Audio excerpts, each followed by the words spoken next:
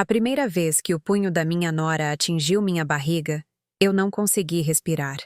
O choque foi pior que a dor, e naquele momento, parada na minha própria cozinha, percebi que havia me tornado uma estranha na vida que construí. Eu nunca imaginei que a família pela qual sacrifiquei tudo me transformaria em sua vítima. Hoje, vou contar algo que nunca pensei que compartilharia.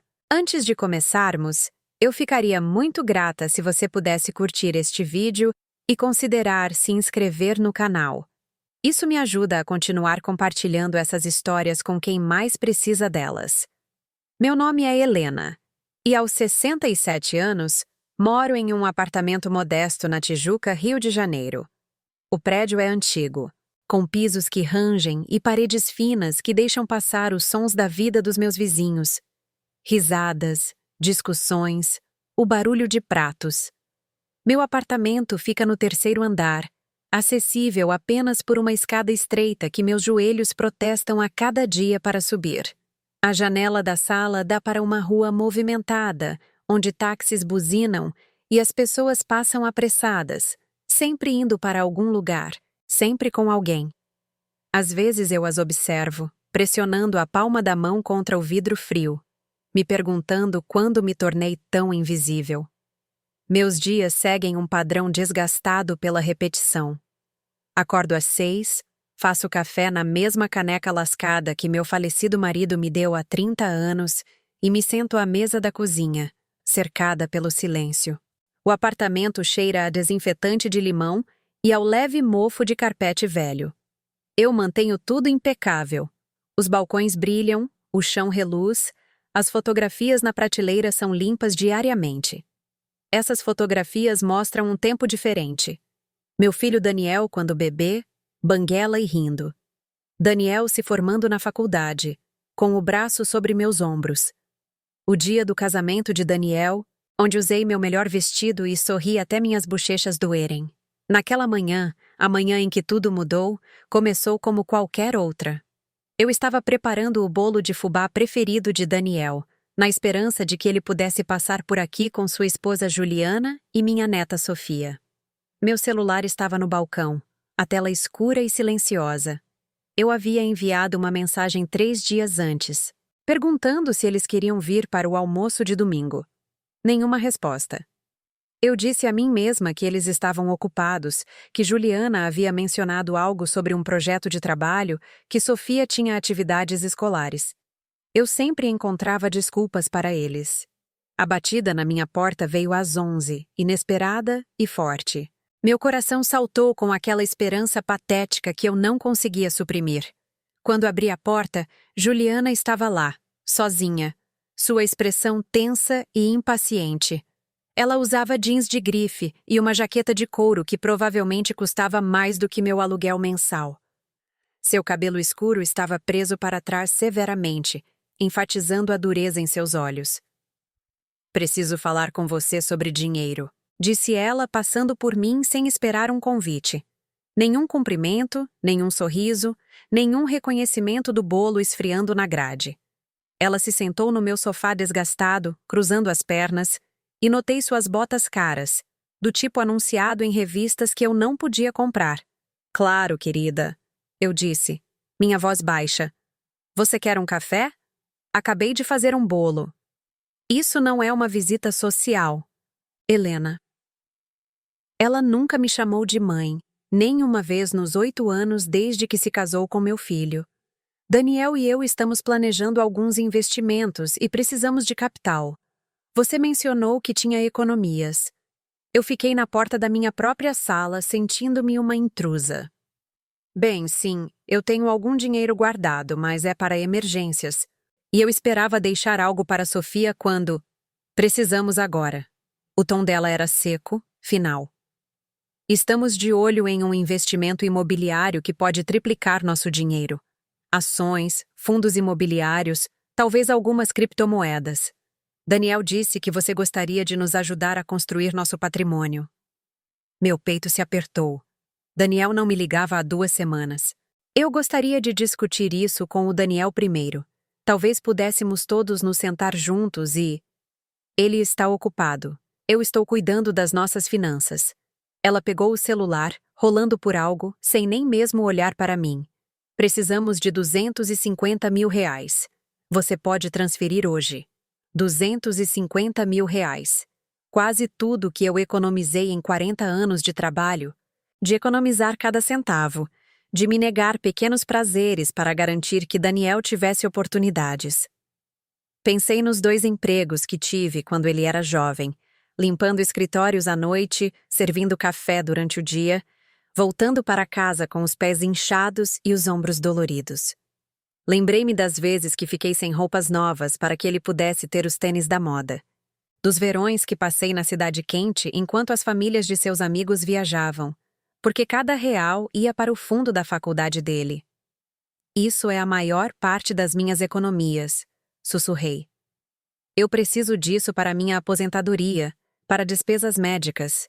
Juliana finalmente olhou para mim, e o desprezo em seus olhos me fez recuar. Você está sendo egoísta. Nós somos sua família. Estamos tentando construir algo, criar riqueza para o futuro de Sofia. E você está preocupada em acumular um dinheiro que provavelmente nunca usará. Você sabe quanto custa criar uma criança nesta cidade? Você tem alguma ideia do que gastamos com a educação de Sofia, suas atividades, o futuro dela? Eu queria lembrá-la de que criei Daniel sozinha depois que meu marido morreu, que eu sabia exatamente quanto custava, que fiz isso com uma fração do que eles tinham. Mas as palavras morreram na minha garganta. Elas sempre morriam. Deixe-me pensar sobre isso, consegui dizer. Me dê alguns dias. Não temos dias. A oportunidade fecha esta semana. Ela se levantou, pairando sobre mim em suas botas caras. Vou te mandar os dados da conta por mensagem. Não nos faça implorar. Helena, é embaraçoso para todos. Ela saiu sem outra palavra, sem tocar no bolo, sem ver a dor em meus olhos. Fiquei no meu apartamento vazio, tremendo, e foi quando notei meu celular acender com uma mensagem. Não de Daniel, mas de Juliana. O número da conta, seguido por: hoje seria melhor. A família vem em primeiro lugar, lembra? Eu me afundei no sofá, minhas mãos tremendo. A família vem em primeiro lugar. As palavras zombavam de mim. Quando eu vim em primeiro lugar? Quando alguém perguntou o que eu precisava, o que eu queria, como eu me sentia, as memórias voltaram, indesejadas e nítidas. Lembrei-me de Daniel aos 16 anos, bravo porque eu não podia pagar o caro acampamento de futebol que seus amigos frequentavam. Você nunca me dá nada, ele gritou, e eu trabalhei turnos extras por 1 mês para que isso acontecesse. Lembrei-me de seus anos de faculdade, as ligações que só vinham quando ele precisava de dinheiro, as promessas de visita que evaporavam como a névoa da manhã. Lembrei-me de conhecer Juliana pela primeira vez, como ela olhou ao redor do meu pequeno apartamento com um desdém mal disfarçado, como ela sussurrou algo para Daniel que o fez rir enquanto eu fingia não notar. Lembrei-me do casamento, como eu ofereci ajuda para pagar, como a mãe de Juliana disse alto o suficiente para eu ouvir. Bem, certamente não precisamos do dinheiro dela. Nós estamos cuidando dos detalhes importantes. Fui relegada a uma mesa de canto na recepção, observando meu filho dançar com sua nova esposa, sentindo-me um fantasma na celebração do meu próprio filho. Os sacrifícios se estendiam por toda a minha vida como uma estrada longa e sombria. Eu tinha 19 anos quando conheci Roberto, o pai de Daniel. Casamos jovens, cheios de sonhos sobre a vida que construiríamos juntos. Roberto trabalhava na construção civil, e eu aceitava qualquer emprego que pudesse encontrar. Economizamos cuidadosamente, planejando ter filhos, uma casa, um futuro que parecia brilhante e possível. Quando Daniel nasceu, eu o segurei e fiz promessas silenciosas sobre a vida que ele teria, as oportunidades que eu lhe daria. Então Roberto morreu. Um acidente de trabalho quando Daniel tinha apenas 5 anos. Em um momento eu era esposa e mãe, no seguinte eu era uma viúva com um filho para criar, e contas que mal conseguia compreender. O dinheiro do seguro foi modesto, o suficiente para nos manter por 1 ano, talvez 2, se eu fosse cuidadosa. Eu fui cuidadosa. Fui tão cuidadosa que ser cuidadosa se tornou toda a minha identidade. Eu pegava o turno da noite limpando prédios de escritórios no centro, pegando o metrô quando a cidade estava escura e perigosa, chegando em casa ao amanhecer para acordar Daniel para a escola. Durante o dia, eu trabalhava em uma lanchonete, sorrindo para clientes que nunca realmente me viam, guardando gorjetas que compravam o material escolar e os presentes de aniversário de Daniel. Eu dormia em fragmentos, 1 hora aqui, 2 horas ali, meu corpo funcionando à base de fumaça e determinação. Quando Daniel precisava de sapatos novos, eu usava os meus até as solas terem furos. Quando ele queria entrar na escolinha de futebol, eu pegava turnos extras e aprendia a esticar a carne moída com arroz e legumes, para que o orçamento do supermercado permitisse a taxa de inscrição. Cada reunião de pais e mestres, cada peça da escola, cada momento de sua infância, eu estava lá, exausta, mas presente, amando-o com uma intensidade que queimava minha fadiga. Eu o coloquei na faculdade pegando empréstimos que passaria o resto da minha vida pagando. Ele queria frequentar uma universidade de prestígio, e eu não suportava dizer não. Não suportava a ideia de limitar seu potencial por causa de algo tão arbitrário quanto dinheiro. Então eu disse sim, e trabalhei, e sacrifiquei, acreditando que um dia ele entenderia o que custou, acreditando que um dia ele olharia para mim e realmente veria a mulher que abriu mão de tudo por ele. No dia em que ele se formou, usei um vestido que encontrei em um brechó e fiquei na multidão de pais em suas roupas de grife e joias caras, sentindo-me pequena e surrada, e tão orgulhosa que mal conseguia respirar. Quando seu nome foi chamado, gritei mais alto que qualquer um, com lágrimas escorrendo pelo meu rosto. Depois, quando tiramos fotos, ele colocou o braço em volta de mim e sussurrou: "Obrigado, mãe. Eu não teria conseguido sem você." Eu me agarrei a essas palavras como uma tábua de salvação. Eu as repetia durante os meses que se seguiram, quando suas ligações se tornaram menos frequentes, quando suas visitas se tornaram obrigações apressadas, espremidas entre planos mais importantes. Quando ele conheceu Juliana, uma mulher de uma família rica que trabalhava no mercado financeiro e falava casualmente sobre carteiras de ações e investimentos imobiliários, eu o senti escapar como água por entre meus dedos. Juliana não escondia sua opinião sobre mim. Nos jantares de família, ela falava sobre a casa de veraneio de seus pais em Búzios, o trabalho de caridade de sua mãe, a perspicácia de seu pai para os negócios. Ela me fazia perguntas que pareciam pequenas farpas. "Você ainda trabalha naquela lanchonete? Que pitoresco." Ou, "Você já pensou em investir suas economias? Você realmente deveria estar construindo patrimônio na sua idade." Ela falava comigo da maneira como as pessoas falam com crianças ou empregados, com uma bondade condescendente que mal escondia o desprezo. E Daniel, meu filho, o menino que eu criei, sacrifiquei e amei com cada molécula do meu ser. Ele não dizia nada. Ele ria das piadas dela, concordava com suas observações sobre meus móveis antiquados e meu apartamento deprimente. Quando ela sugeriu que eu deveria considerar me mudar para um lugar mais acessível, para que eles pudessem ter meu apartamento para fins de investimento, ele acenou pensativamente, como se a ideia tivesse mérito. Meus aniversários se tornaram notas de rodapé. No primeiro ano após o casamento, eles esqueceram completamente. Quando mencionei 1 semana depois, tentando esconder a mágoa da minha voz, Juliana riu. "Ah, Helena, você não esperava que nos lembrássemos de cada coisinha, não é? Estamos tão ocupados com nossas vidas." No segundo ano, eles enviaram um cartão genérico, do tipo que você compra em uma caixa de 20 saudações idênticas. No terceiro ano, nada. Passei aquele aniversário sozinha, comendo um cupcake que comprei para mim mesma, chorando sobre fotos antigas. Quando fiquei doente com pneumonia há 2 invernos, liguei para Daniel do pronto-socorro. "Mãe, estou muito ocupado agora", ele disse, sua voz distraída. "Juliana e eu temos ingressos para um show. Você pode me ligar mais tarde?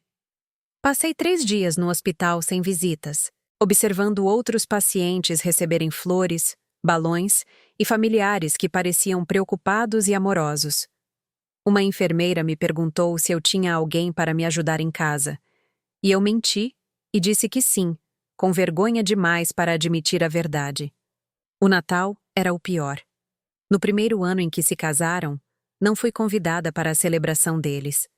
Vamos fazer algo pequeno, só nós, explicou Juliana. Você entende, certo?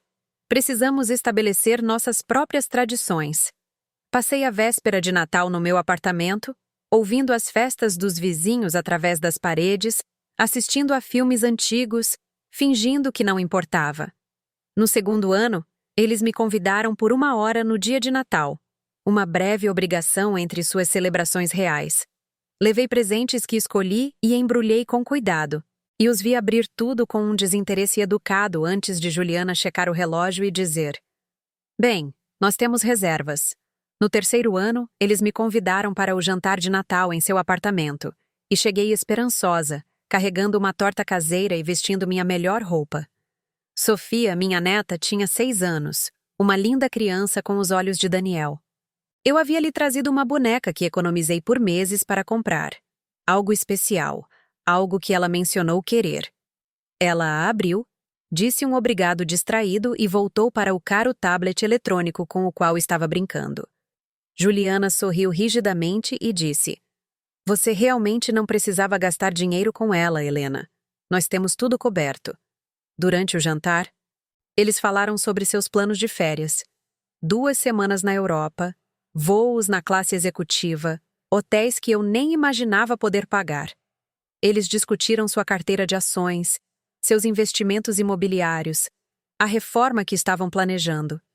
Fiquei quieta, comendo uma comida que mal conseguia saborear, sentindo-me uma convidada indesejada na vida de outra pessoa. Quando mencionei que o aluguel do meu prédio poderia aumentar e eu estava preocupada em não poder pagar, Juliana riu e disse: Bem, talvez seja a hora de reduzir o tamanho.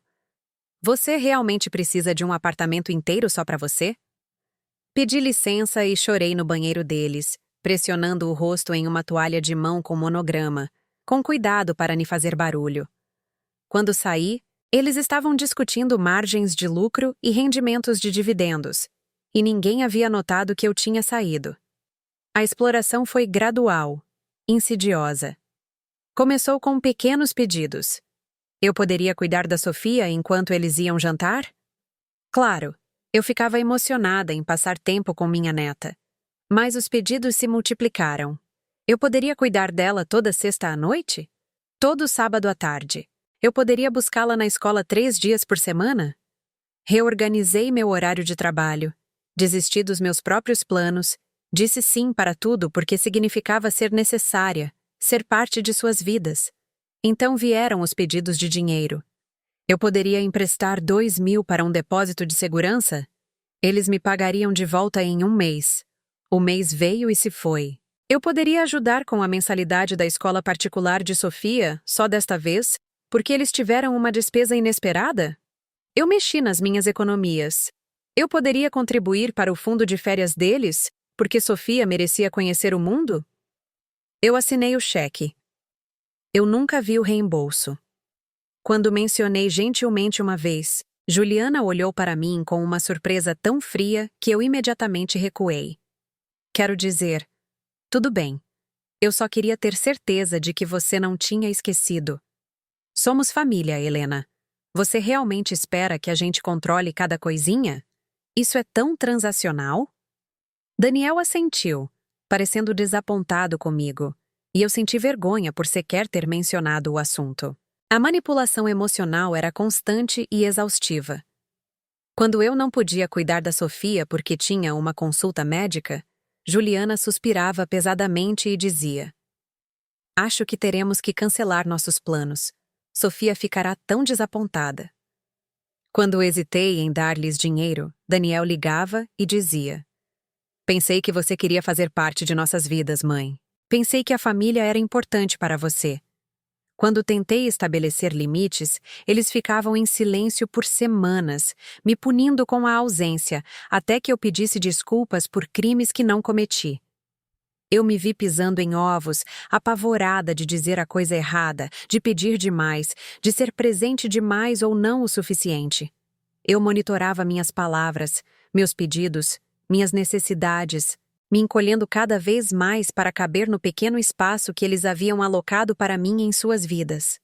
Tornei-me uma personagem coadjuvante na minha própria história, existindo apenas para servir, apoiar e sacrificar.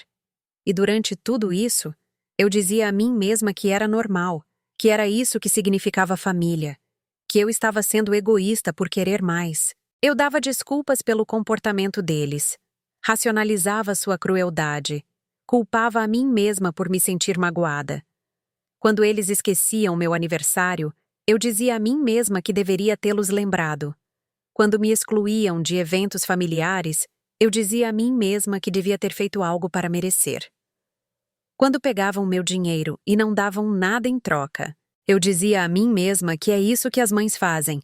Elas dão sem esperar retorno. Mas sentada no meu sofá naquela manhã, olhando para a mensagem de texto de Juliana, exigindo R$ 250.000, algo dentro de mim quebrou. A base de negação que eu construí com tanto cuidado começou a desmoronar. Olhei ao redor do meu pequeno apartamento, para os móveis que eu possuía há décadas porque não podia substituí-los, para as fotografias de uma família que não existia mais, para a vida que construí através de décadas de sacrifício, e senti algo que nunca me permiti sentir antes: raiva. Começou como uma pequena brasa no meu peito, um calor quase estranho. Então cresceu, espalhando-se pelo meu corpo como fogo, queimando as desculpas, a autoculpa e a necessidade desesperada de ser amada. Olhei para aquela mensagem de texto, para a exigência fria do meu dinheiro, da minha segurança, do meu futuro, e senti a raiva se cristalizar em algo mais duro, algo como resolução. Eu não respondi ao texto. Deixei meu celular de lado e fui para o meu quarto, para o armário onde guardava caixas de sapatos velhas, cheias de memórias. Tirei-as uma por uma e me sentei na minha cama, cercada pela evidência da minha própria história. Havia os boletins de Daniel, redações onde ele escrevia o quanto me amava, como eu era sua heroína. Havia cartões de Dia das Mães com caligrafia infantil. Você é a melhor mãe do mundo. Havia fotografias de nós juntos, sua mão pequena na minha, seus braços em volta do meu pescoço, seu sorriso genuíno e cheio de amor. Quando aquele menino se tornou este homem? Quando o amor se transformou em exploração? Tentei identificar o momento, a instância específica em que tudo mudou, mas não havia uma. Tinha sido gradual, imperceptível, como a erosão desgastando a pedra. Um pequeno compromisso levou a outro. Um limite ultrapassado tornou a próxima violação mais fácil. Um momento de silêncio diante do desrespeito abriu caminho para mais. Eu chorei então. Chorei de verdade. O tipo de soluços profundos e dilacerantes que vem de um lugar de perda profunda. Chorei pelo menino que costumava pensar que eu era o centro do universo, pela mãe que eu costumava ser. Forte, certa e sem medo. Pelo relacionamento que pensei que sempre teríamos. Por todos os anos que passei tentando ganhar um amor que deveria ter sido dado livremente. Naquela noite, mal dormi. Fiquei na cama, olhando para o teto, ouvindo os sons da cidade do lado de fora da minha janela. Em algum lugar lá fora, as pessoas viviam vidas plenas, cercadas por famílias que as valorizavam, gastando dinheiro consigo mesmas sem culpa, estabelecendo limites sem medo. Em algum lugar lá fora, as mães eram respeitadas, queridas e vistas. Por que eu não era uma delas? Pela manhã, eu havia tomado uma decisão.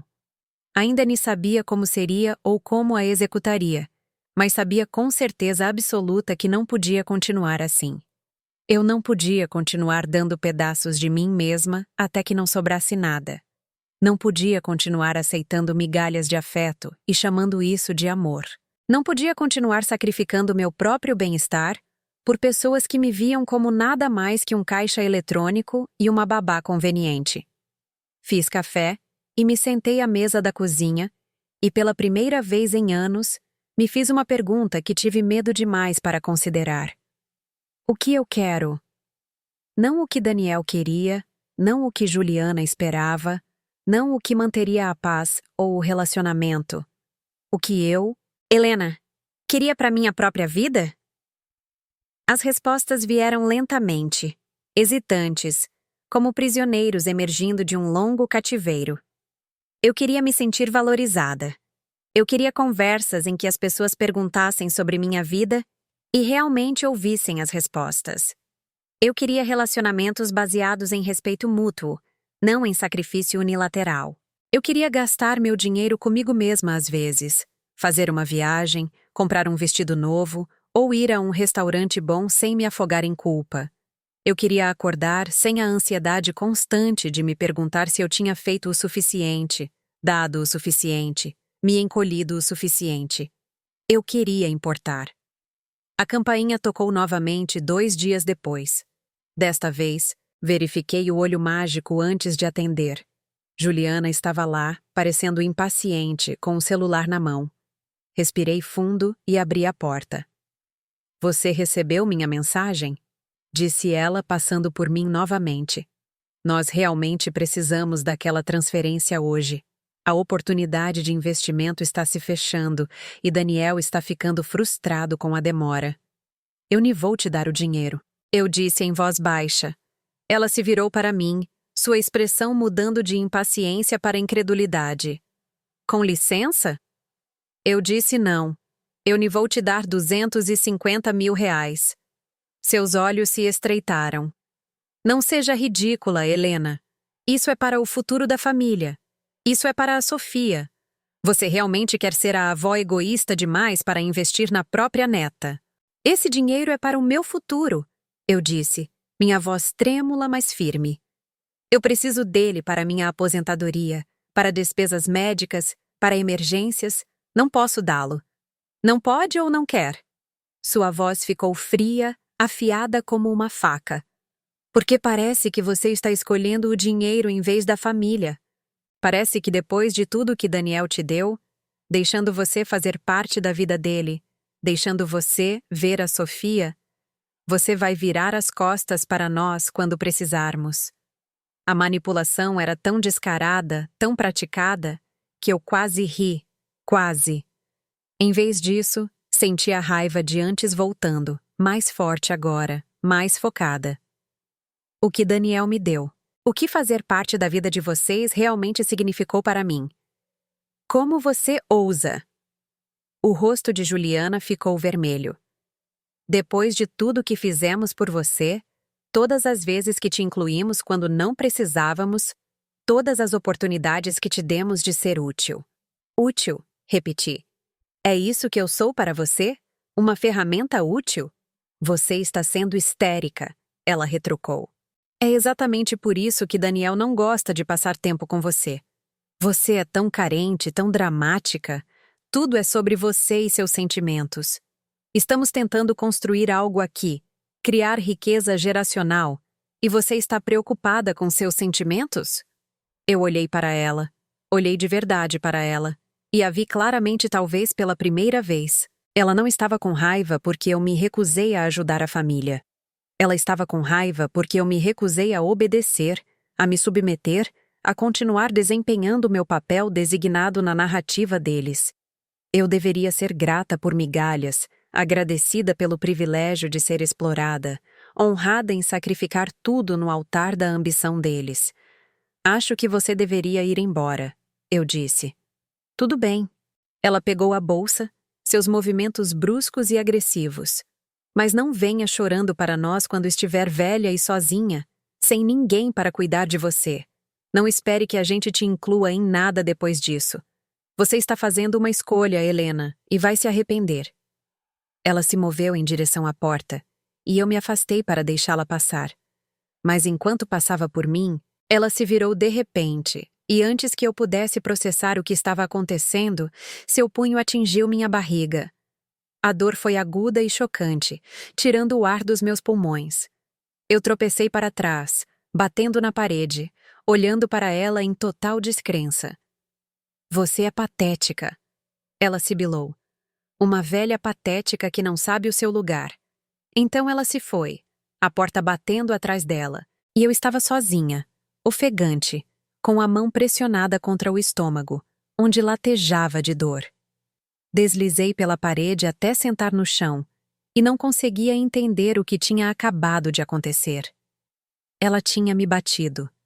Minha nora, a mãe da minha neta, tinha me agredido fisicamente na minha própria casa. Fiquei sentada por um longo tempo, chocada demais para me mover, atordoada demais para chorar. O apartamento estava silencioso, exceto pelos sons usuais da cidade. Carros buzinando, a música de alguém tocando fracamente, o barulho do metrô sob a rua. Sons normais, sons do dia a dia, a trilha sonora de um mundo que acabara de virar de cabeça para baixo. Eventualmente, eu me levantei. Meu estômago ainda doía, e eu sabia que haveria um hematoma. Fui ao banheiro e levantei minha blusa, já vendo a marca vermelha que escureceria para roxo. Evidência física do que eu sempre soube, mas me recusei a reconhecer. Eles não me amavam. Talvez nunca tivessem amado. Talvez eu estivesse me enganando por anos, confundindo tolerância com afeto, contato ocasional com relacionamento, a disposição deles em tirar de mim com algum tipo de vínculo. Pensei em chamar a polícia. Eu deveria chamar a polícia. Alguém me agrediu na minha própria casa. Mas mesmo quando peguei meu celular, eu sabia que não o faria. Porque chamar a polícia significava admitir o que aconteceu. Significava envolver autoridades. Significava potencialmente prestar queixa contra a esposa do meu filho, a mãe da minha neta. Significava tornar tudo real, oficial e irreversível. Em vez disso, fiz outra coisa. Algo em que vinha pensando há meses, mas nunca agi. Liguei para uma empresa de segurança e perguntei sobre a instalação de câmeras no meu apartamento. A representante foi gentil e profissional, fazendo perguntas sobre o que eu precisava, o que me preocupava. Eu disse a ela que morava sozinha e queria me sentir mais segura. Ela entendeu imediatamente. Aquela comunicação rápida que mulheres de uma certa idade usam ao discutir vulnerabilidade. Eles poderiam vir amanhã, ela disse. Levaria algumas horas para instalar câmeras nas áreas principais da casa. Nada invasivo, apenas pequenos dispositivos que gravariam movimento e som. Eu poderia acessar as imagens do meu celular, mantê-las armazenadas em um serviço de nuvem. Era acessível, ela me garantiu, projetado para pessoas com renda fixa que precisavam de paz de espírito. Agendei o horário e desliguei, sentindo algo mudar dentro de mim. Eu estava agindo. Estava me protegendo. Eu tinha cansado de ser uma vítima. Naquela noite, meu telefone tocou. Daniel. Meu coração ainda deu um salto estúpido ao ver o nome dele. Aquela resposta pavloviana impossível de suprimir mesmo depois de tudo. Eu atendi. Mãe. A voz dele estava tensa de raiva. Juliana me contou o que aconteceu. Ela disse que você a atacou, que ela teve que se defender. Que diabos há de errado com você? As palavras me atingiram como outro golpe físico. Por um momento, não consegui respirar, não consegui processar o que estava ouvindo. O quê? Não se faça de boba. Ela foi aí para falar com você sobre uma simples oportunidade de investimento, uma chance para todos nós nos beneficiarmos, e você enlouqueceu. Você a empurrou e quando ela tentou sair, você a agarrou. Ela teve que te empurrar para conseguir sair em segurança. Daniel, isso não é. Isso não aconteceu. Ela me bateu. Eu tenho um hematoma. Ah, então agora você está alegando ferimentos? Isso é inacreditável, mãe. Esse é exatamente o tipo de comportamento manipulador sobre o qual a Juliana me avisou. Ela disse que você tentaria se fazer de vítima, parecer fraca e indefesa para conseguir simpatia. Eu estava na minha cozinha, o telefone pressionado contra meu ouvido, ouvindo meu filho. Meu filho, a criança que eu criei. Amei e sacrifiquei tudo. Me chamar de mentirosa. Me chamar de manipuladora. Ficar do lado da esposa dele em vez de mim, sem questionar, sem hesitar, sem nem mesmo o menor benefício da dúvida. Daniel, por favor, me escute. Eu nunca machucaria a Juliana. Eu nunca machucaria ninguém. Ela pediu dinheiro, eu disse não, e ela ficou com raiva. Ela me bateu na saída. Foi isso que aconteceu. Você está delirando. A Juliana nunca faria algo assim. Ela está preocupada com você, mãe. Nós dois estamos. Esse tipo de pensamento paranoico, essas acusações. Talvez você precise ver alguém. Um médico ou um terapeuta. Isso nem é normal. Ele estava fazendo gaslighting comigo. Meu próprio filho estava fazendo gaslighting comigo, reescrevendo a realidade para proteger sua esposa, para manter sua narrativa confortável, onde eu era o problema. Eu era o fardo. Eu era quem precisava mudar, se adaptar e acomodar.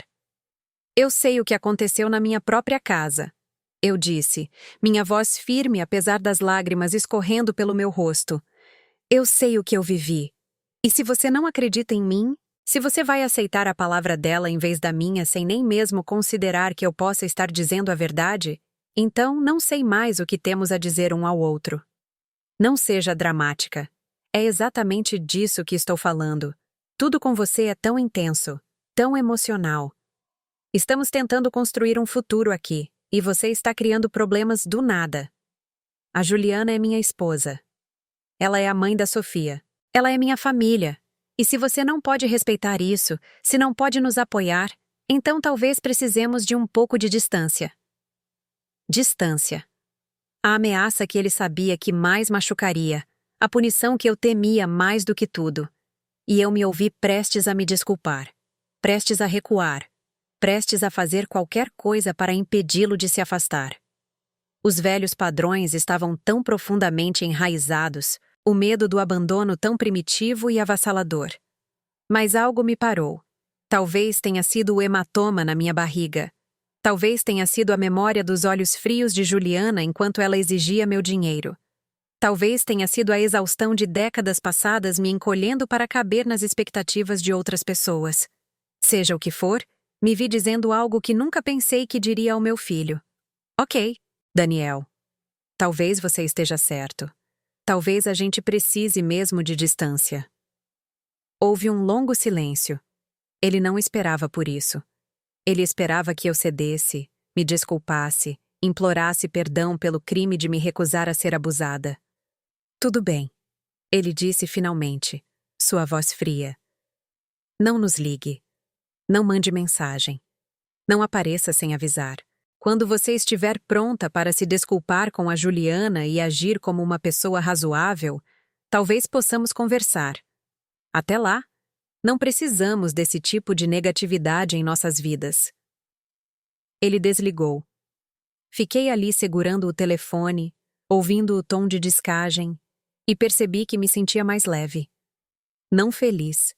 A dor ainda estava lá, aguda, profunda e real. Mas mais leve, como se eu estivesse carregando algo pesado por tanto tempo que havia esquecido como era colocá-lo no chão. Fui para a cama cedo naquela noite, meu corpo doendo, meu coração partido, mas minha mente mais clara do que estivera em anos. Amanhã as câmeras seriam instaladas.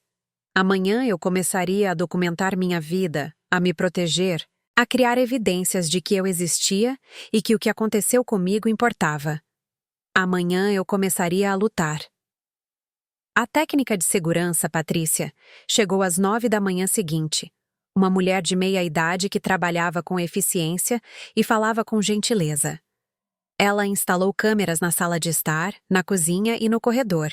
Dispositivos pequenos e discretos que ativavam com o movimento. Ela me mostrou como acessar as imagens no meu celular, como baixar e salvar gravações importantes, como ajustar as configurações para as minhas necessidades. É uma pena que você precise disso, disse ela enquanto arrumava seu equipamento. Mas fico feliz que você esteja se protegendo. Muitas pessoas esperam até que algo terrível aconteça. Algo terrível já aconteceu, eu queria dizer. mas apenas agradeci e a acompanhei até a porta. Depois passei 1 hora testando as câmeras, me observando na tela, vendo meu apartamento de novos ângulos. Lá estava eu, fazendo café. Lá estava eu, sentada no sofá. Lá estava eu, existindo no espaço que habitei por décadas, agora documentada, verificada e real. 2 semanas se passaram. 2 semanas de silêncio de Daniel e Juliana. 2 semanas checando meu celular compulsivamente, esperando por uma mensagem, uma ligação, qualquer sinal de que sentiam minha falta, pensavam em mim ou se arrependiam da distância. Nada veio. O aniversário de Sofia passou sem que eu recebesse um convite para a festa. Enviei um presente, um livro que achei que ela gostaria. E não recebi nenhum agradecimento. Preenchi o silêncio com pequenos atos de recuperação. Reorganizei móveis que estavam na mesma posição há anos. Comprei cortinas novas com meu próprio dinheiro, umas bonitas com um padrão de pássaros. Entrei para um clube do livro na biblioteca local que se reunia nas noites de quinta-feira. As mulheres lá tinham minha idade ou mais e falavam sobre livros, vida e experiências sem julgamento ou expectativa. Uma delas, Vera, me convidou para um café após a segunda reunião. Sentamos em um pequeno café na Tijuca, e Vera me contou sobre suas próprias lutas familiares, sua filha que se mudou para o outro lado do país e raramente ligava, os netos que ela via uma vez por ano, se tivesse sorte. Passei anos tentando fazer com que me amassem, disse ela, mexendo o café. Enviando presentes, oferecendo dinheiro, estando disponível sempre que precisavam de mim. E então um dia eu percebi. Eles me amavam, do jeito deles. Eles simplesmente não gostavam muito de mim. E tudo bem, eu podia viver com isso. Como você aceitou isso? Perguntei. Eu parei de esperar que eles preenchessem os buracos na minha vida. Comecei a preenchê-los eu mesma. Ela sorriu e seu rosto se transformou. Sou voluntária em um abrigo de animais. Eu viajo. Nada chique, apenas viagens de ônibus para cidades próximas, às vezes um fim de semana na praia. Tenho amigos agora. Amigos de verdade que realmente querem me ver. Minha vida não é o que eu pensei que seria, mas é minha. Isso importa. Suas palavras ficaram comigo. Comecei a olhar para minha vida de forma diferente. Não como uma sala de espera onde eu contava o tempo até minha família decidir me incluir, mas como algo com seu próprio valor, seu próprio potencial. Me inscrevi em uma aula de pintura no centro comunitário. Eu era terrível no começo. Minhas paisagens pareciam mais borrões abstratos do que cenas reconhecíveis, mas a instrutora era paciente e os outros alunos eram encorajadores. Também comecei a ver uma terapeuta, usando parte do dinheiro que teria dado a Daniel e Juliana.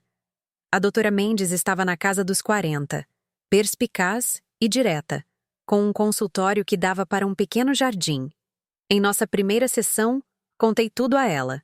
As décadas de sacrifício, a erosão gradual dos limites, a exploração financeira, a agressão de Juliana, o gaslighting de Daniel.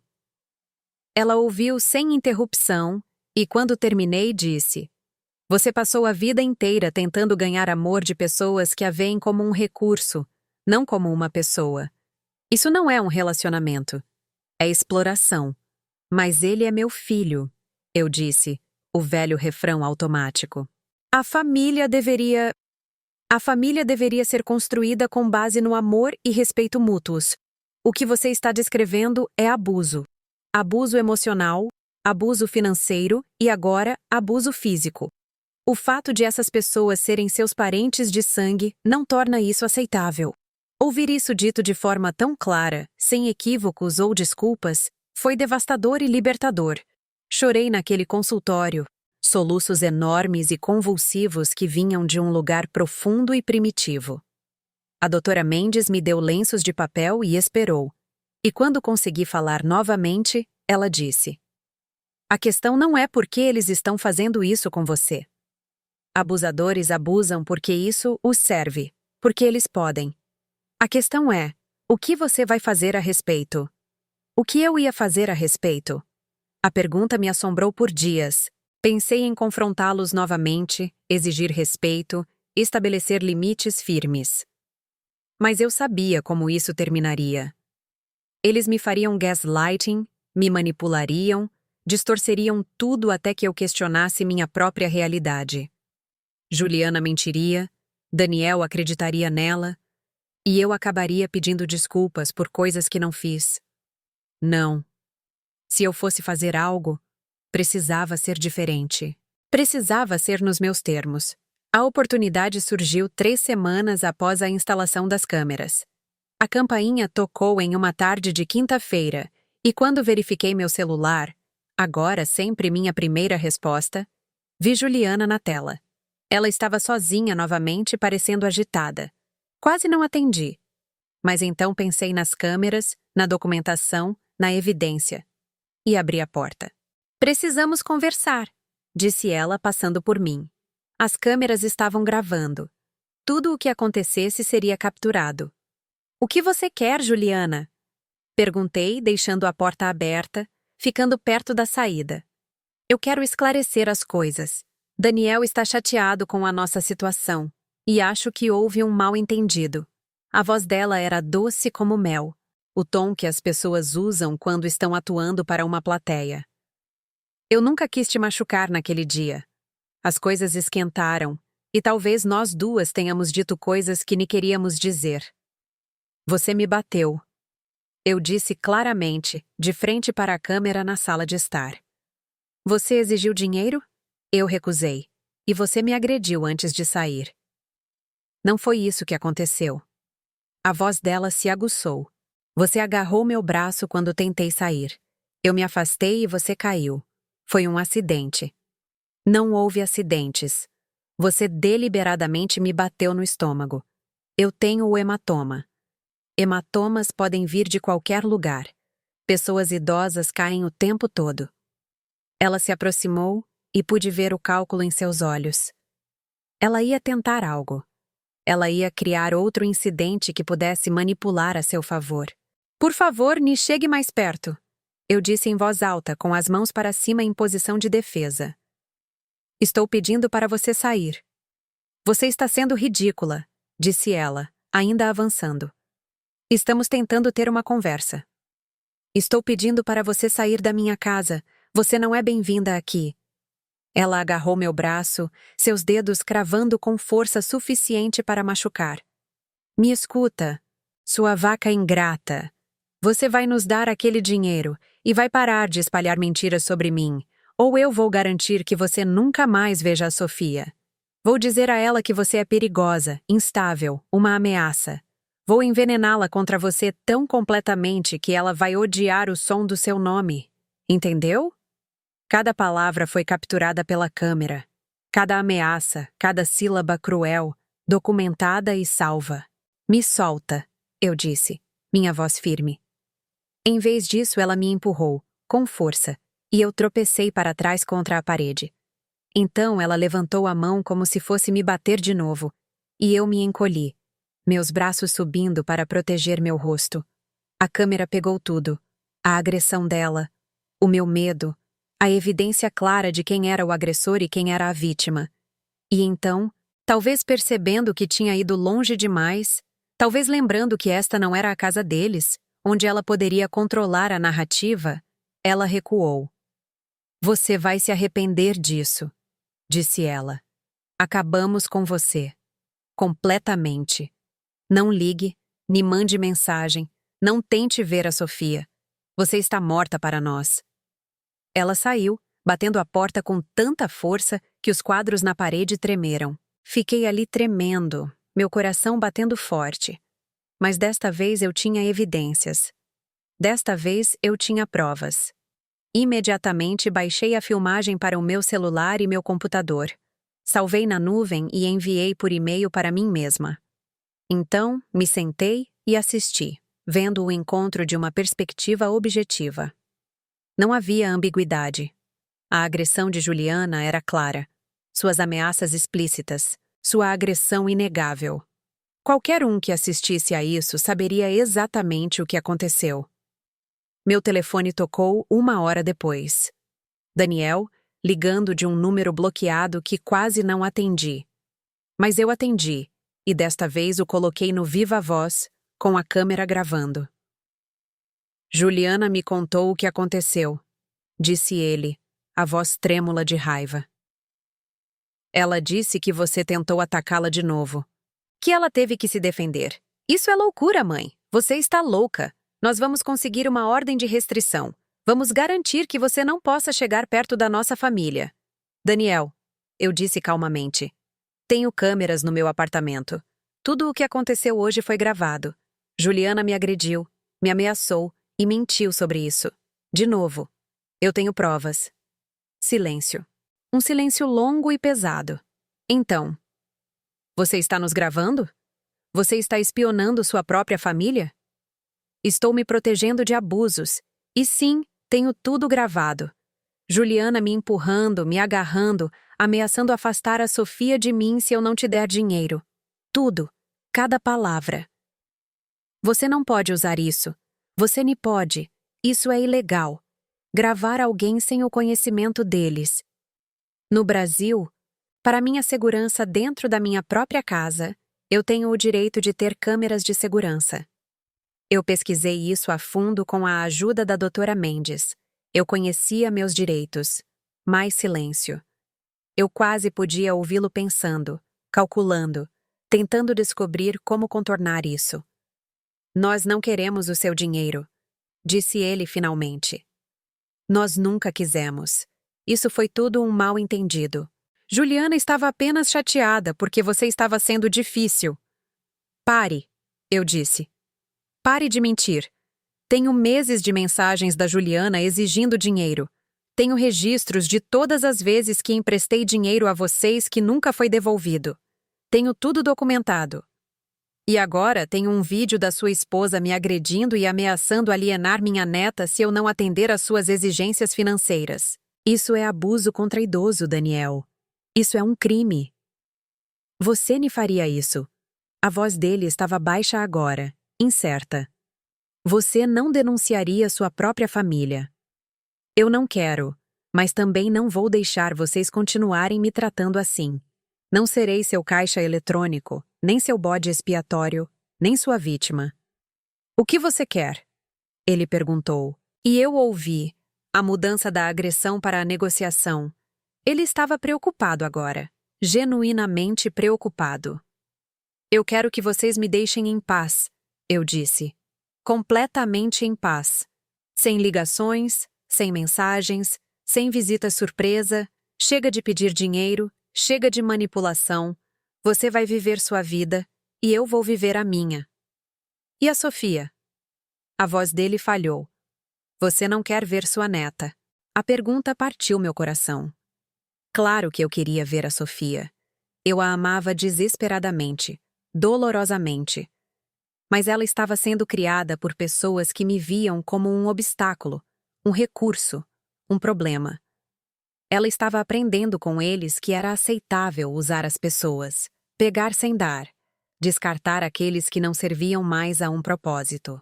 A Sofia está sendo ensinada que eu sou a vilã da sua história, eu disse em voz baixa. Até que isso mude, até que você e a Juliana estejam dispostos a me tratar com respeito e honestidade básicos. Não acho que seja saudável para nenhum de nós fingir que temos um relacionamento. Você está escolhendo isso, disse ele. Você está escolhendo cortar sua única família. Não, Daniel. Você escolheu isso. Cada vez que você deixou a Juliana me desrespeitar, cada vez que pediu dinheiro que nunca pretendeu devolver, cada vez que cancelou planos ou esqueceu meu aniversário, ou me fez sentir como um fardo, você escolheu isso. Eu estou apenas finalmente aceitando o que você tem me mostrado por anos. Eu não faço realmente parte da sua família. Eu sou apenas alguém que vocês usam quando é conveniente. Desliguei antes que ele pudesse responder. Minhas mãos tremiam, lágrimas escorriam pelo meu rosto, mas senti algo que não sentia há décadas. Poder. Eu me defendi. Eu disse não. Estabeleci limites. Recusei-me a aceitar o abuso. E sim, doeu. Meu Deus, doeu tanto que eu mal conseguia respirar. Mas era uma dor limpa, nem a ferida infeccionada da exploração contínua. No dia seguinte, mudei meu número de telefone. Não dei o novo número para Daniel ou Juliana. Informei ao meu banco que estava revogando quaisquer autorizações anteriores para que outros acessassem minha conta. Contratei um advogado e fiz um novo testamento, deixando meu patrimônio para instituições de caridade e amigos, não para um filho que me via como um inconveniente. Também registrei um boletim de ocorrência sobre a agressão, levando a prova em vídeo. O policial que registrou minha declaração foi gentil, mas realista. É improvável que algo criminal resulte disso, disse ele. Incidentes domésticos como este são difíceis de processar, especialmente quando é família. Mas você terá isso registrado. Se houver outro incidente, isso mostra um padrão. Eu não esperava justiça do sistema legal. Eu só queria que a verdade fosse documentada em algum lugar oficial, registrada por alguém além de mim. Eu queria um rastro de papel que dissesse: isso aconteceu e importou. As semanas que se seguiram foram as mais estranhas da minha vida. Eu continuava esperando me sentir devastada, desmoronar sob o peso de perder meu filho e minha neta. E eu sofri. Um luto profundo e doloroso que vinha em ondas e me deixava ofegante. Mas por baixo do luto havia outra coisa. Alívio. A ansiedade constante de esperar que eles precisassem de mim desapareceu. O trabalho exaustivo de tentar ser boa o suficiente, dar o suficiente, encolher o suficiente, acabou. Eu podia respirar. Eu me joguei na vida que estava construindo.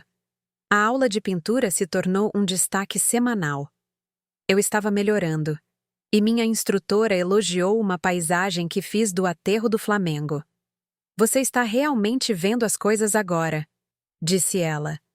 Não apenas olhando, mas vendo. Pendurei a pintura no meu apartamento, substituindo uma foto de família. O Clube do Livro me apresentou a histórias e perspectivas que eu nunca havia encontrado. Vera e eu começamos a nos encontrar para um café regularmente, e através dela conheci outras mulheres. Toda uma comunidade de pessoas que eram invisíveis para mim quando eu estava focada apenas em ganhar o amor da minha família. Fomos a museus, fizemos uma viagem de um dia à praia, fizemos jantares onde cozinhamos juntas e rimos de coisas que não tinham nada a ver com nossos filhos ou netos. Minhas sessões de terapia com a doutora Mendes continuaram e trabalhamos nas camadas de programação que me ensinaram que meu valor estava ligado à minha utilidade. Você passou a vida inteira acreditando que o amor precisava ser conquistado através do sacrifício, disse ela em uma sessão.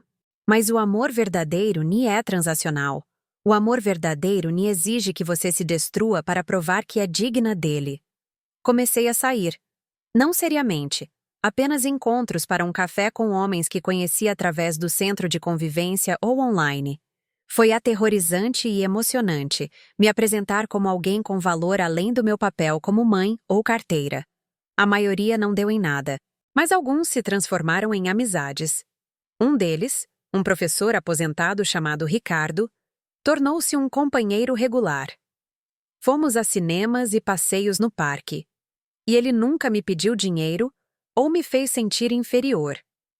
Também me reconectei com meus próprios interesses, coisas que abandonei décadas atrás, quando Daniel nasceu e todos os recursos foram para criá-lo. Sempre adorei ler, então comecei um blog resenhando livros, escrevendo meus pensamentos e opiniões, sem ninguém para julgar ou dispensar. Fiz um curso de culinária e aprendi a fazer pratos que nunca tentei porque pareciam extravagantes demais para uma pessoa só. Comprei roupas que gostei sem me preocupar se eram muito caras ou muito jovens para mim. Meu apartamento se tornou meu santuário, decorado com coisas que escolhi porque me faziam feliz, não porque eram práticas ou apropriadas. Pendurei gravuras coloridas nas paredes, comprei plantas que davam vida ao espaço. Investi em uma boa cafeteira porque eu merecia um bom café. Quando acordava de manhã, eu ansiava pelo dia em vez de temer as demandas que pudessem vir. 4 meses depois de mudar meu número, eu estava tomando café com a Vera quando meu celular antigo, que eu mantinha carregado, mas silenciado, vibrou com uma mensagem. Daniel, de mais um número diferente. A Sofia tem perguntado por você. Podemos conversar, por favor? Mostrei a mensagem para a Vera. O que você acha? Perguntei. Ela leu e deu de ombros. O que você quer fazer? Essa era a questão, não era? Não o que Daniel queria, ou o que manteria a paz, ou o que uma boa mãe deveria fazer. O que eu queria? Pensei na Sofia, agora com 7 anos, crescendo sem me conhecer. Pensei em todos os aniversários e feriados que eu perderia, o relacionamento que nunca teríamos. Doeu. Mas também pensei no preço de me envolver novamente. Retornar a uma dinâmica onde eu era usada e desrespeitada. Onde meus limites não significavam nada. Onde eu existia para servir às necessidades deles. Pensei nas ameaças de Juliana, no gaslighting de Daniel, no hematoma na minha barriga. Acho que não quero responder, disse finalmente. Ainda não, pelo menos. Talvez nunca. Se eles realmente mudaram, se estão realmente dispostos a me tratar de forma diferente, precisarão provar isso com o tempo. Não apenas quando for conveniente para eles. Vera assentiu. Então não responda. Você não deve nada a eles, querida. Nem seu tempo, nem sua energia. E certamente não sua paz. Deletei a mensagem. 6 meses após a agressão, fiz uma viagem. Nada elaborado. Um tour de ônibus de uma semana pelas cidades históricas de Minas Gerais para ver a arquitetura. Eu sempre quis fazer isso, mas nunca me permiti, sempre economizando dinheiro para as necessidades de Daniel ou emergências em potencial. Agora eu usei o dinheiro para mim, e pareceu revolucionário. O grupo do tour era pequeno, principalmente mulheres da minha idade ou mais velhas, e nos conectamos durante as refeições compartilhadas e as belas vistas. Uma noite, sentada na varanda do hotel observando o pôr do sol sobre as montanhas de Minas, uma mulher chamada Fátima perguntou o que me trouxe para a viagem. Estou aprendendo a viver para mim mesma, eu disse, depois de uma vida inteira vivendo para os outros. Não é maravilhoso? Disse ela, seus olhos brilhantes. Passei 40 anos criando filhos e cuidando do meu marido. E quando ele morreu, meus filhos esperavam que eu me mudasse para a casa de um deles, cuidasse dos netos, estivesse disponível sempre que precisassem de mim. Eu disse não. Comprei um pequeno apartamento em Florianópolis e comecei a viajar. A melhor decisão da minha vida. Você me sente falta deles? Perguntei. Às vezes, ela admitiu. Mas não sinto falta da pessoa que eu era quando estava com eles, pequena, ansiosa e sempre pedindo desculpas. Eu gosto de quem eu sou agora. Gosto da minha vida. E sabe de uma coisa? Eles me respeitam mais agora do que jamais respeitaram quando eu estava sempre disponível. Engraçado como isso funciona. Pensei naquela conversa por dias. Respeito através de limites, valor através da autodefesa. Era o oposto de tudo que me ensinaram sobre maternidade e família. Mas eu era a prova viva de que funcionava. Então chegou o dia que eu meio que esperava, meio que temia. Eu estava voltando do supermercado, com as sacolas na mão, quando os vi parados do lado de fora do meu prédio. Daniel, Juliana e Sofia. Meu coração falhou. Velhos padrões de resposta inundando minha mente. O impulso de largar tudo e correr para eles. De me desculpar por qualquer coisa que eu tivesse feito de errado. De fazer qualquer coisa para que ficassem. Mas eu não fiz. Caminhei firmemente em direção a eles, com o rosto neutro, e parei a alguns metros de distância. O que vocês estão fazendo aqui? Daniel parecia mais velho, cansado. Juliana parecia irritada, com a mandíbula tensa. Sofia parecia confusa, segurando a mão da mãe. Precisamos conversar, disse Daniel. Por favor, mãe. Apenas nos dê uma chance de explicar. Você sabe meu número, eu disse. Ou sabia, antes de eu mudar. Você poderia ter ligado, poderia ter escrito. Você escolheu me emboscar. Você me teria atendido, retrucou Juliana. Você tem nos ignorado por meses. Porque você me agrediu. Porque você me ameaçou. Porque você exigiu dinheiro e depois tentou me fazer de louca. Parecem bons motivos para manter distância. Os olhos de Sofia se arregalaram. Ela olhou para a mãe, depois para mim, claramente tentando entender o que estava acontecendo. Podemos, por favor, entrar e conversar em particular? Daniel perguntou, gesticulando para o meu prédio. Não. Minha casa é meu espaço. E vocês não são bem-vindos lá. Se querem conversar, podemos ir àquele café. Apontei para uma pequena cafeteria na mesma rua. Em público, onde tudo é visível e há testemunhas. O rosto de Juliana ficou vermelho, mas Daniel assentiu. Ok, é justo. Caminhamos até o café em silêncio. Sofia continuava me olhando com aqueles olhos grandes, e meu coração doía. Eu perdi tanto da vida dela, mas não podia deixar a culpa sobrepor meus limites. Lá dentro, pedimos bebidas. Café para os adultos, chocolate quente para a Sofia, e sentamos em uma mesa perto da janela. Nós estivemos conversando, Daniel começou, e percebemos que podemos ter sido injustos com você. As coisas saíram do controle, e nós dois dissemos coisas que não queríamos. A Juliana quer se desculpar.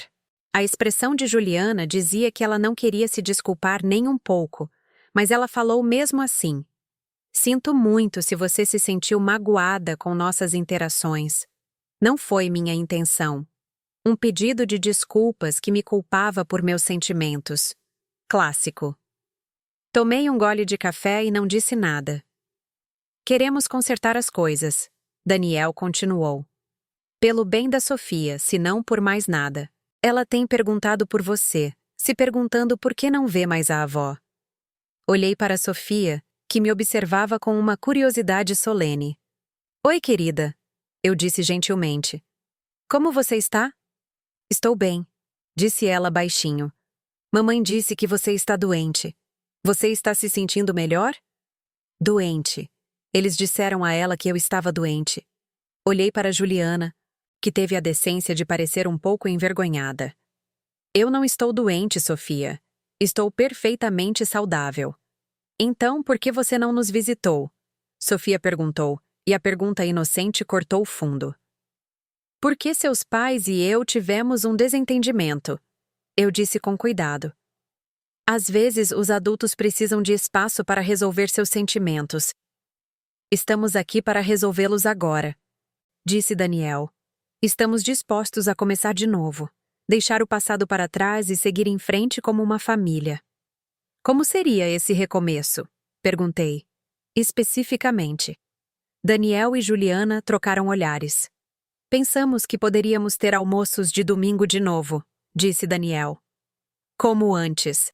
Você poderia ver a Sofia regularmente, fazer parte da vida dela. E o dinheiro? Perguntei. Os pedidos constantes de ajuda financeira? Estamos melhor financeiramente agora, disse Daniel rapidamente. Não precisamos de ajuda como antes. Então, quando vocês precisavam de dinheiro, eu era útil. Agora que não precisam mais, decidiram me agraciar com sua presença novamente. Isso não é justo, disse Daniel, a voz um pouco mais alta. Estamos tentando aqui. Estamos fazendo um esforço. Deixe-me dizer o que seria justo, eu disse, minha voz calma e clara. Um pedido de desculpas de verdade. Não desculpe se você se sentiu magoada, mas desculpe por ter te batido. Desculpe por ter ameaçado afastar sua neta de você. Desculpe por ter exigido dinheiro. Desculpe por ter feito gaslighting e mentido sobre o que aconteceu. Reconhecimento do que foi realmente feito. Não declarações vagas sobre mal-entendidos. O rosto de Juliana endureceu. Eu não vou ficar aqui sentada sendo acusada. Então não fique, eu disse. Você é livre para sair a qualquer momento. Mas se você quer um relacionamento comigo, ele será construído na honestidade, não na negação. E o que você fez? Exigiu Juliana. Nos gravando sem permissão, guardando provas para usar contra nós, virando as costas para sua própria família. Eu gravei minha própria casa para minha própria segurança. Tudo o que tenho em vídeo são coisas que vocês realmente disseram e fizeram. Isso não é usar provas contra vocês. É vocês enfrentando as consequências de suas próprias ações. Sofia estava olhando entre todos nós, seu chocolate quente esquecido. lágrimas começando a brotar em seus olhos. Meu coração se partiu ao ver sua angústia, mas eu não podia recuar. Não desta vez. Talvez devêssemos falar sobre isso sem a Sofia presente, disse Daniel, finalmente notando as lágrimas de sua filha. Talvez você devesse ter pensado nisso antes de trazê-la para me emboscar, eu disse em voz baixa. Talvez você devesse ter ligado primeiro, marcado um horário para conversar como adultos, em vez de usar sua filha como um adereço emocional. Juliana levantou-se abruptamente. Isso foi um erro. Você é impossível, Helena. Absolutamente impossível. Tentamos ser gentis, te dar uma segunda chance, e é assim que você responde. Não espere que tentemos de novo. Ela pegou a mão de Sofia e a puxou em direção à porta. Sofia olhou para trás para mim, confusa e triste, e foi preciso tudo em mim para não correr atrás deles, para não ceder à manipulação emocional mais uma vez. Daniel permaneceu sentado, parecendo derrotado. Ela está certa, sabe? Disse ele em voz baixa. Esta foi nossa última tentativa. Não vamos mais procurar você. Isso é para me ameaçar? Perguntei. A promessa de que você vai parar de me usar, parar de exigir dinheiro, parar de me tratar como um caixa eletrônico com pulso? Porque isso parece mais um presente do que uma ameaça. Eu sou seu filho, disse ele, e sua voz falhou. Você não me ama mais? E lá estava. A pergunta projetada para me fazer desmoronar, para me fazer sacrificar meus limites no altar da obrigação materna. A pergunta que me controlou por décadas. Eu sempre vou te amar, Daniel, eu disse. Mas amor não significa aceitar abuso. Amor não significa deixar você me usar. Amor não significa sacrificar meu bem-estar pela sua conveniência. Eu te amo o suficiente para te dizer a verdade. A maneira como você me tratou está errada. A maneira como sua esposa me tratou está errada. E até que você esteja disposto a reconhecer isso e realmente mudar. Não apenas dizer palavras bonitas para conseguir o que quer, nós nem temos um relacionamento. Nós apenas temos um padrão de exploração que finalmente sou inteligente o suficiente para terminar. Ele me encarou por um longo momento, e eu vi algo mudar em seu rosto. Talvez compreensão, talvez apenas exaustão. Eu nunca quis te machucar, disse ele finalmente. Eu realmente não quis. Eu sei, eu disse, e eu quis dizer isso. Intenção não apaga o impacto. Você me machucou de qualquer maneira. Ele se levantou, tirou a carteira, deixou dinheiro na mesa para todas as nossas bebidas. Espero que você seja feliz, disse ele. Sozinha no seu apartamento com suas câmeras e seus limites. Espero que valha a pena. Eu sou feliz, eu disse honestamente. Pela primeira vez em anos, eu realmente sou. Ele saiu sem outra palavra, e eu fiquei lá terminando meu café, observando pela janela, enquanto ele alcançava Juliana e Sofia na rua. Eles não olharam para trás. Paguei a conta. Meu próprio dinheiro, gasto por minha própria escolha, e caminhei para casa naquela tarde de outono. As folhas estavam mudando de cor, o ar fresco e limpo, e me senti mais leve do que em décadas. Sim, meu coração doía. Sim, eu lamentava o relacionamento que queria ter com meu filho e minha neta. Mas eu não estava mais acorrentada a uma dinâmica que estava me matando lentamente. Naquela noite, liguei para a tatarotora Mendes e contei o que aconteceu. Como você se sente? Ela perguntou. Triste, admiti, mas também aliviada, e orgulhosa de mim mesma por me manter firme. Você deveria se orgulhar. Você estabeleceu limites e os manteve mesmo sob intensa pressão emocional. Isso é um crescimento enorme. Você acha que eles realmente vão mudar? Perguntei. Isso importa? Ela respondeu. Seu bem-estar não pode depender se eles mudam ou não. Você só pode controlar suas próprias ações, seus próprios limites, suas próprias escolhas. Se eles se tornarão pessoas capazes de um relacionamento saudável, esse é o trabalho deles. Ela estava certa. Passei a vida inteira tentando controlar os sentimentos de outras pessoas, tentando ser boa o suficiente para ganhar o amor delas. tentando me mudar para me adequar às expectativas delas. Eu cansei disso. Eles podiam mudar ou não, procurar ou não, reconhecer seu comportamento ou não. Eu ficaria bem de qualquer maneira. Os meses que se seguiram foram pacíficos de uma forma que eu nunca havia experimentado. A corrente subterrânea constante de ansiedade que fora minha companheira por décadas desapareceu gradualmente. Eu acordava sem checar imediatamente meu telefone em busca de demandas. Eu fazia planos sem me preocupar com cancelamentos de última hora. Gastei meu dinheiro comigo mesma. Materiais de arte, livros, uma viagem de fim de semana a Petrópolis, sem culpa. Meu círculo de amizade se expandiu. A aula de pintura tornou-se parte central da minha vida social, e vários de nós começamos a nos encontrar fora da aula para visitas a galerias e discussões de arte. Através do Clube do Livro, entrei para um grupo de voluntários que entregava refeições para idosos acamados e encontrei um propósito em ajudar pessoas que me lembravam de quem eu costumava ser: invisível, desvalorizada, sozinha. Ricardo e eu nos aproximamos. Não estávamos apaixonados, ambos velhos demais e com muitas cicatrizes para um grande romance, mas gostávamos da companhia um do outro. Fomos a shows e palestras, cozinhamos o jantar juntos, sentamos em um silêncio confortável lendo nossos livros separados. Ele nunca me pediu dinheiro ou me fez sentir inferior. Quando contei a ele sobre Daniel e Juliana, ele ouviu sem julgamento e disse simplesmente: "Você merecia coisa melhor."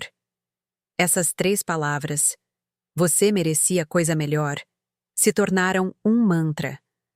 Quando me sentia culpada, quando questionava minhas decisões, quando a velha programação tentava me convencer de que eu era egoísta ou errada, eu as repetia. Eu merecia coisa melhor. Eu merecia respeito. Eu merecia bondade. Eu merecia um relacionamento construído com base no cuidado mútuo, não na exploração. 1 ano depois de mudar meu número, recebi uma carta. Não um e-mail ou texto, mas uma carta manuscrita de verdade, encaminhada pelo meu advogado, que tinha instruções para repassar qualquer correspondência de Daniel. Fiquei com ela fechada por 2 dias, incerta se queria lê-la. Finalmente, com Vera sentada ao meu lado para me apoiar, eu a abri. Era de Daniel. 5 páginas, manuscritas, sua caligrafia familiar preenchendo o papel. "Querida mãe", começava. Eu escrevi esta carta 100 vezes na minha cabeça, tentando encontrar as palavras certas. Não sei se estas são as certas, mas são honestas. E eu te devo honestidade. Estou em terapia há 6 meses. Não terapia de casal. Terapia individual, só para mim. A doutora Furtado me ajudou a ver coisas que eu não queria ver sobre mim mesmo, sobre meu casamento, sobre como te tratei. Tem sido doloroso. Tive que confrontar o fato de que me tornei alguém que nunca quis ser. Você estava certa sobre tudo. A Juliana te bateu. Ela te ameaçou. Ela manipulou e fez gaslighting com você, e eu deixei acontecer. Pior, eu participei. Acreditei nas mentiras dela porque era mais fácil do que confrontar a verdade sobre com quem eu havia me casado e em quem eu havia me tornado. Tenho pensado no porquê.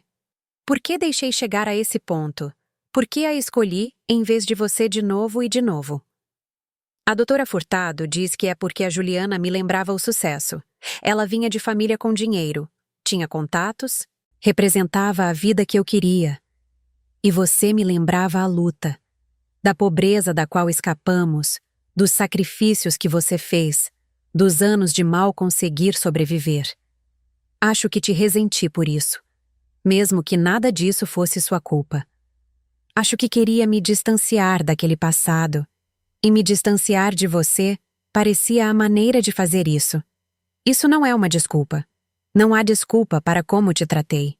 Mas é uma explicação, e você merece isso.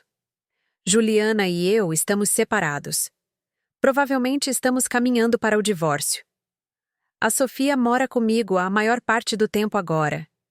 E estou aprendendo a ser um pai de verdade, em vez de apenas o pai divertido que aparece nos bons momentos. É difícil. Finalmente entendo o que você fez por mim, me criando sozinha, trabalhando naqueles empregos terríveis, sacrificando tudo. Não espero que você me perdoe. Nem espero que você responda a esta carta. Mas eu precisava que você soubesse. Eu vejo agora o que não via antes. Você nunca foi o problema. Você nunca foi exigente demais, emocional demais ou demais. Você era uma mãe que amava seu filho, e esse filho cresceu para te tratar terrivelmente.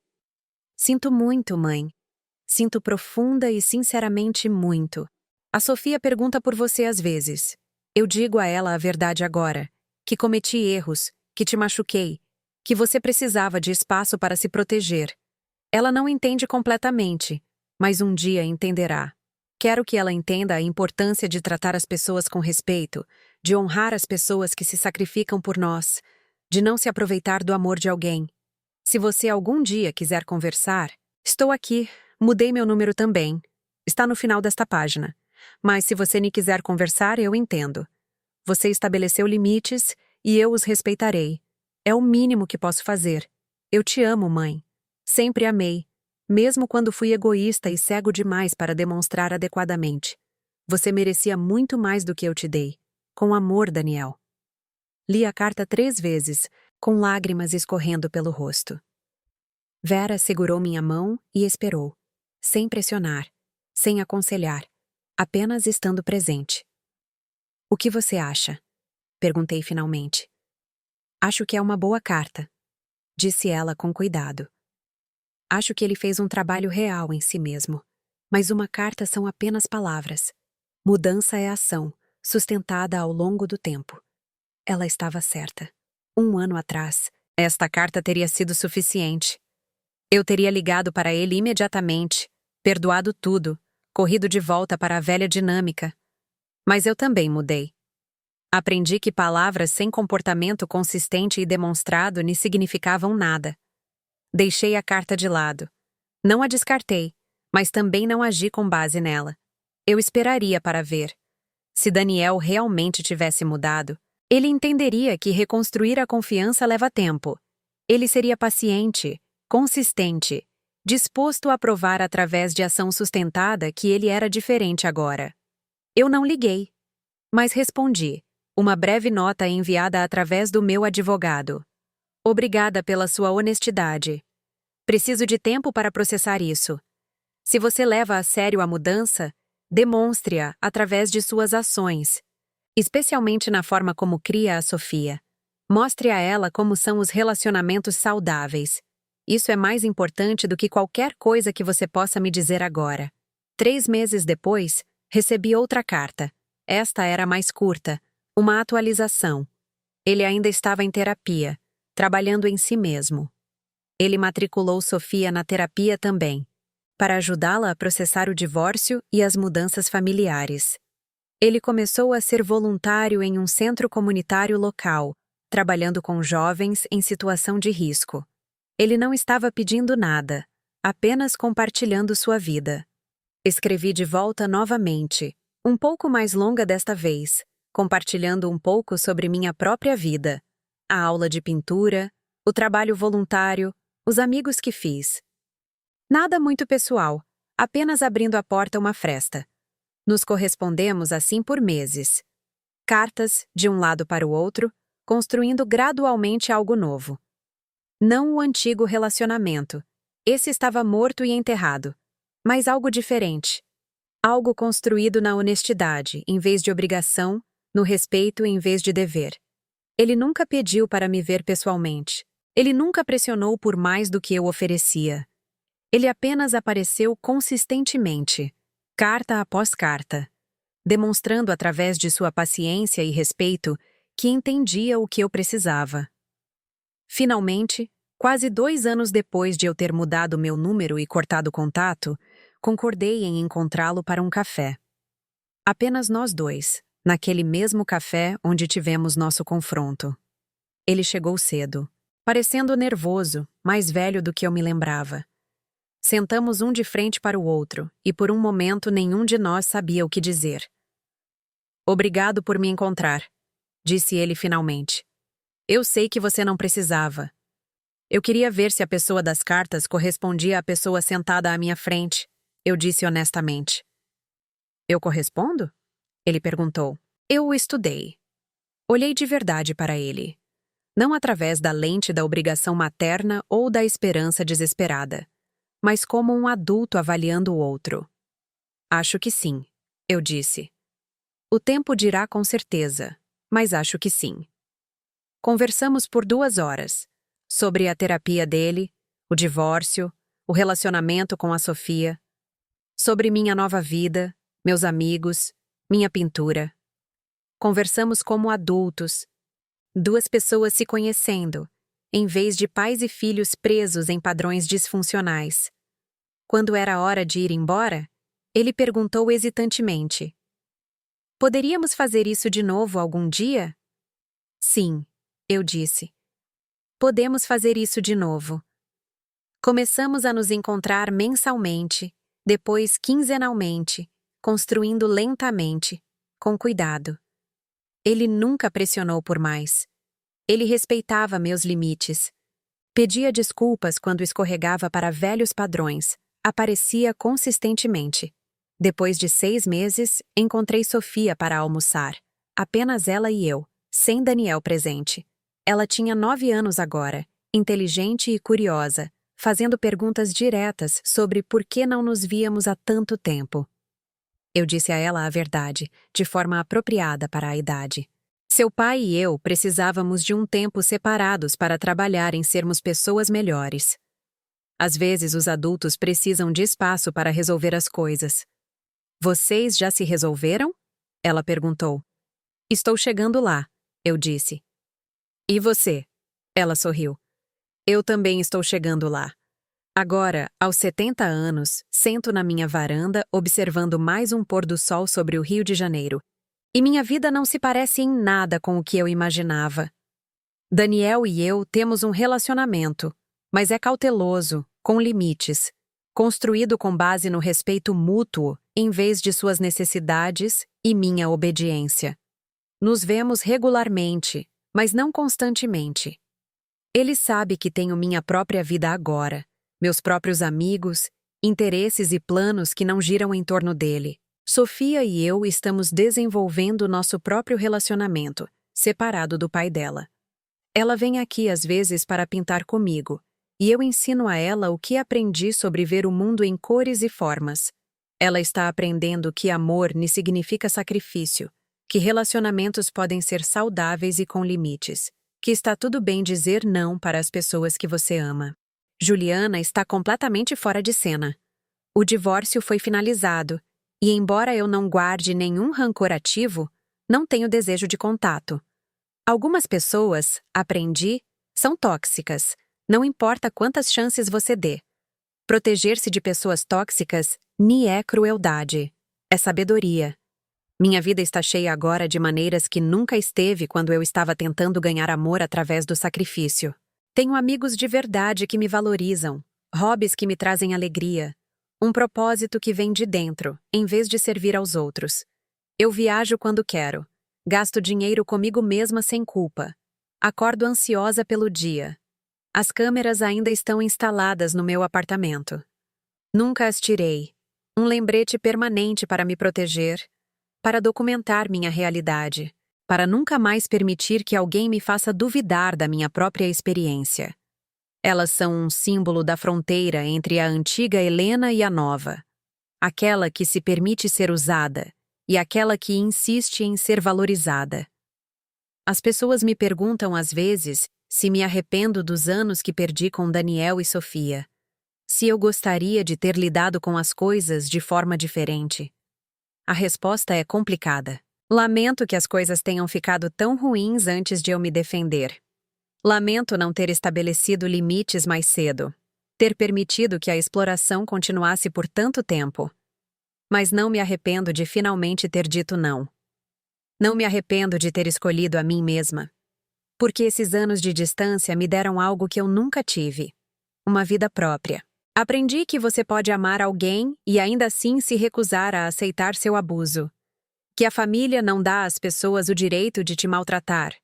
Que estabelecer limites não é egoísmo, é autopreservação. Que o amor verdadeiro lhe exige que você se destrua para provar seu valor. Mais importante, aprendi que nunca é tarde para recomeçar, para construir uma vida que honre seu próprio valor, para insistir em ser tratada com respeito. Passei 67 anos aprendendo a me encolher, e os últimos 3 aprendendo a me expandir novamente. E embora eu não possa ter esses anos perdidos de volta, posso garantir que cada ano restante conte. O pôr do sol está particularmente bonito esta noite, pintando o céu em tons de laranja, roxo e dourado. Levanto minha taça de vinho. Um bom vinho, do tipo que eu nunca teria comprado para mim mesma antes, e brindo à mulher que me tornei. A mulher que sobreviveu, que lutou, que reconstruiu sua vida em seus próprios termos. Você já viveu algo assim? Conheceu alguém que passou por isso? Você já teve que escolher entre família e autorrespeito, entre amor e abuso, entre o que você queria e o que você precisava? Se sim, quero que saiba. Você não está sozinha, você não está louca. Você não é egoísta por querer ser tratada com dignidade humana básica. Compartilhe sua história nos comentários se sentir à vontade. Às vezes, saber que não estamos sozinhos faz toda a diferença. E se isso ressoou com você, se te ajudou a se sentir vista, compreendida ou menos sozinha, por favor, curta este vídeo e se inscreva. Seu apoio me ajuda a continuar compartilhando essas verdades com pessoas que precisam ouvi-las. Porque aqui está o que eu gostaria que alguém tivesse me dito anos atrás. Você merece coisa melhor. Você merece respeito. Você merece um amor que não lhe custe sua paz, seu dinheiro, seu senso de si mesma.